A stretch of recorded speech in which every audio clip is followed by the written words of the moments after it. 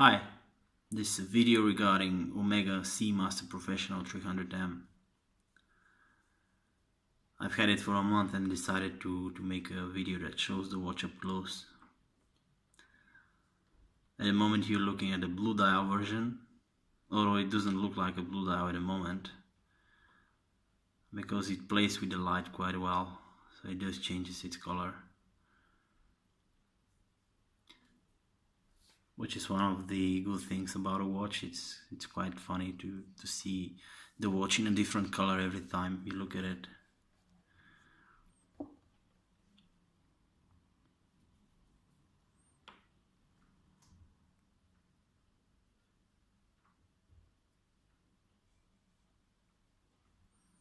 Here's how the case back looks like.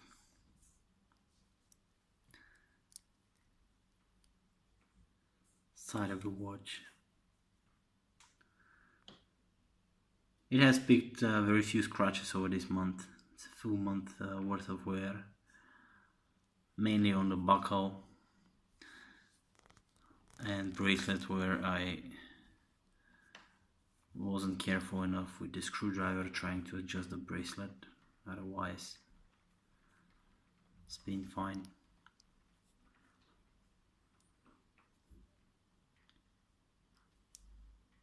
Wrist is comfortable, nothing really special.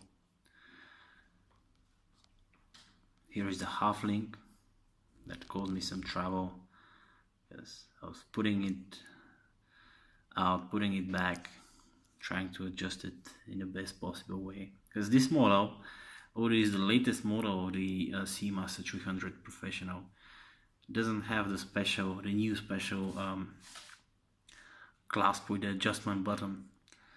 So it has just a regular clasp with diverse extension, which is pretty much useless in most of the cases, but yes, except you're not diving, then you don't really need to extend your bracelet that much. But anyway, it might be replaced if you decide so with the adjustable one.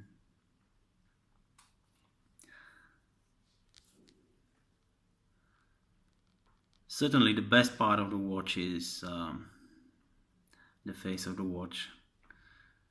The lacquer dial, the way it plays with the light, and especially the hands, the way they polish the hands and insert Loom inside this small channel.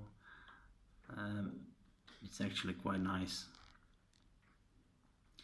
Speaking about Loom, Loom is nothing really impressive on this watch, whatever everyone is telling you.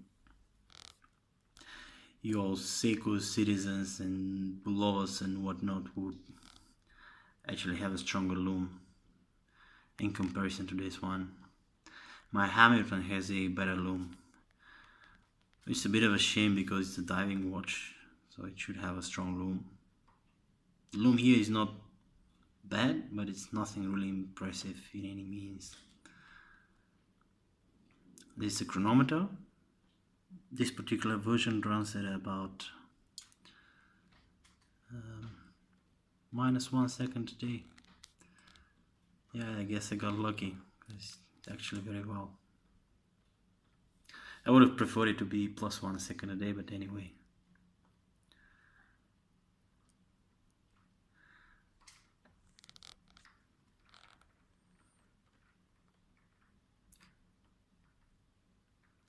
It was on the bezel. It is actually quite difficult to rotate, as many other reviews are telling you about. It really is difficult.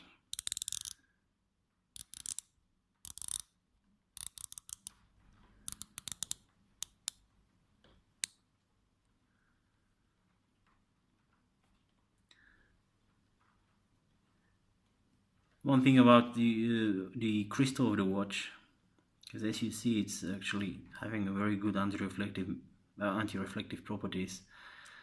You should be careful not to scratch, not the crystal, because crystal would be very difficult to scratch, but the anti-reflective coating could be scratched off. And I spoke with the person who fixes my watches, and he told me that you have pretty much two options: either to replace the crystal when this happens, because it's depending on the scratch, but it's usually quite visible when the reflective coating is scratched off.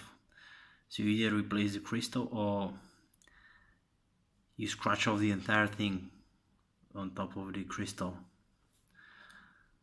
which I'm not sure how it would look like, but he told me it's possible, although I don't think it's the recommended way of doing it, of fixing it.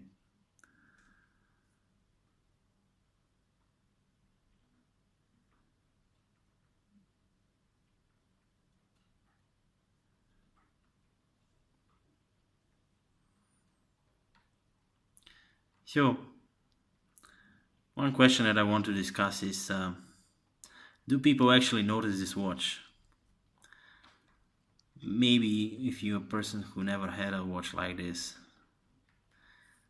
like a luxury watch, maybe an entry-level luxury watch for some,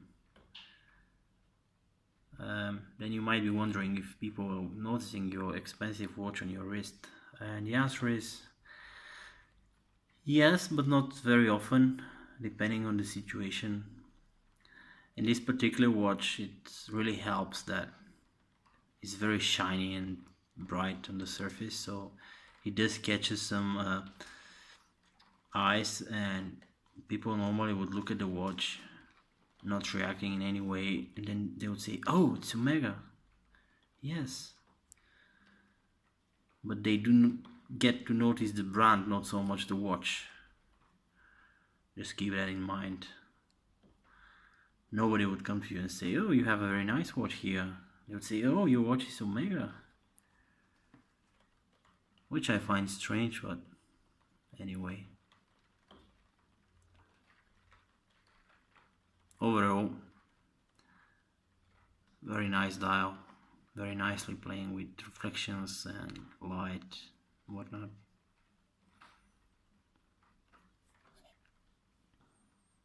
So what are the damages for the first month of wear? Probably a few scratches here on the clasp, as you can see, not very deep, but still present.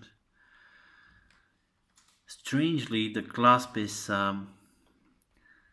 making some scratches on the bracelet itself, right here, probably because this gets into contact.